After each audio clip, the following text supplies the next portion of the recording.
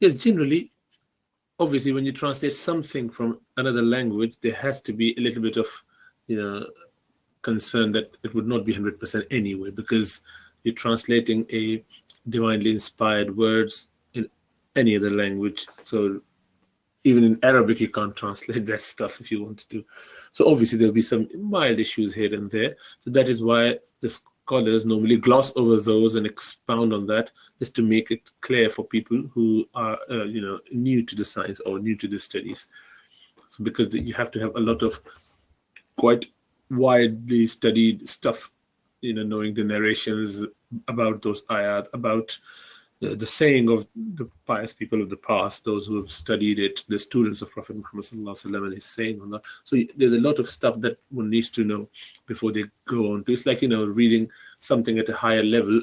As a doctor, if I say that, the final year books before you do your GCSEs and A levels, and then first few years, then you start doing your gradual studies towards achieving the highest level. So same here. So no translation would be free from any mild criticism or weakness, and not because they wanted to do it. It's just the human nature. You cannot be perfect, and to translate a perfect thing into any other language would be difficult anyway. So that's, but any reading generally will be fine. And if you find anything problematic, inshallah ta'ala, ask me, then I will hopefully try to address that by looking at other translation, looking at the grammar of that. Is it accurate translation, or could there be more than one way of looking at that particular ayah with the context on board? So that's one. So with regards to hadith of Sahih Bukhari and Muslim, there are two categories of hadith, as I mentioned before, perhaps. The hadiths which are narrated by quite a few people. So one incident, for example, is mentioned by about 70, 80, 15, 20, 30 people. Obviously, that would have what we call a massively transmitted narration. There's no doubt about that. That would be 100% in Sahih Bukhari and Sahih Muslim and many of the books.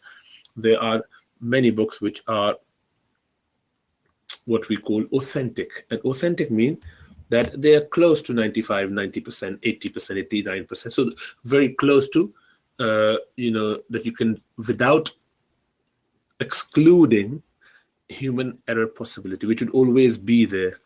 As a human, you can never be transcendent in a sense that you would never make a mistake. So no one is beyond that mistake other than the prophets. So a man transmitting that narration, one or two people, for example, there is a possibility that they might have understood it slightly wrongly or differently. Not that they wanted to concoct a lie, but rather they didn't understand the nuanced language. Maybe they didn't remember it 100%. As a human being, there is that possibility. So that is why you would say 99%, maybe 98%, maybe 95%, depending on the strength of the narrator. As I mentioned, the 5 categories. So if the narrator is really top class one, so obviously it would be different than someone like, who has got a little bit, maybe 85% memory, or very good but not to the max. I'm just giving you a rough estimate. It's not absolute in any sense. It's just to understand that. So the narrations which are massively transmitted, they are beyond doubt 100% certain and authentic. But there are certain narrations which are in Sahih Bukhari and Muslim, which are fantastic for all practical purposes to be acted upon. But you need to know that there may be hadith about the same issue which may apparently differ.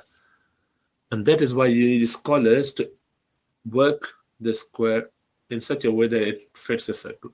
Means they would be able to look at those two narrations, apparently contradictory, but there may be a meaning to them. For example, famous example of that would be a man came to Rasulullah sallallahu alaihi wasallam. He asked, "Ya Rasulullah, can I kiss my wife while I'm fasting?"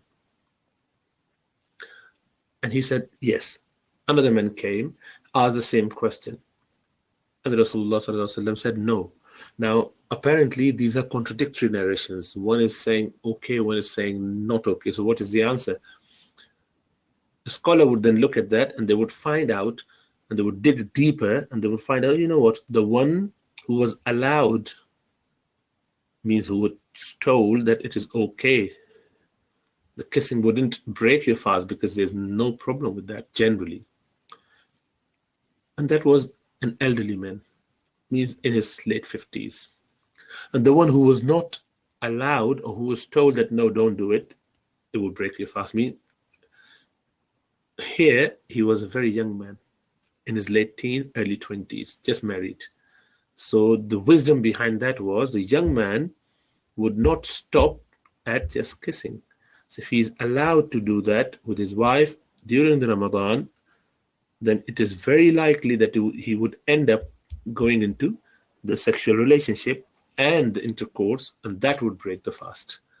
So in a way, he was stopped at the beginning so as to not be in a tough situation in trial times. So that was the wisdom. Now, the person who knows those details, they could clarify that, scholar for that matter, not a common man. So that is why it is never advised for people to study on their own. Any religious text, Quran and Hadith, they're not supposed to read it. They are to be, they must read it with a teacher. They must read it or equip themselves with the scholarly understanding. For example, they need to know the technical terms, they need to know the context around it. So they go through basics and then move on to that level. That is why the hadith and tafsir are taught in your final years or penultimate years of your learning when you become a scholar. So we do first 6 7 years worth of basic understanding of all the sciences around it, and then when you are equipped with all those sciences, then you go on to actual subject matter, which is Quran and Hadith, as happens in medicine. So we did first year basic anatomy, physiology, biochemistry, all boring stuff, and you feel like, my goodness, how much do we need to memorize, commit to memory? We're not talking about any disease, we're not treating anyone. Second year, not treating anyone. Third year, fourth year, and you feel like, what, when would we deal with patients?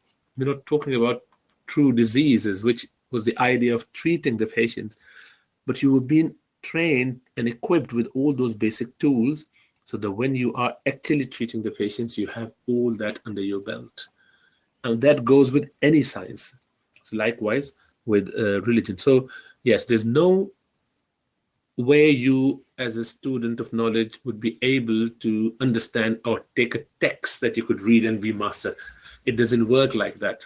It's like, even for GCSE, can you tell me one book that if I read for GCSE exams of biochemistry, I would get everything that I need to know about that? No, obviously there's certain notes that you have to go through, certain practice books. So this is the nature. So to ask a question, is there something that I can read that would give me 100% certainty? Yes, Sahih Bukhari and Muslim are the best that you would get, and there will be issues that you need to tackle, but it has to be done through the scholarship. Yes, individuals are not supposed to read stuff. If they can't find a teacher, then they should read with some commentary. So what is the best commentary I could go for Quran, for Hadith? That's a different matter. So we should start looking into commentaries just to make sure the orthodox scholarship is teaching you or telling you this is how the Hadith should be looked at, because on the same matter, there are several other Hadiths which may apparently contradict this particular Hadith, although the Hadith is Sahih, but it is not actually contradicting it. This is for that reason, and this is for that reason. I don't know whether I made it clear to you, but these are all nuanced, highly deep science, which one needs to study with teachers.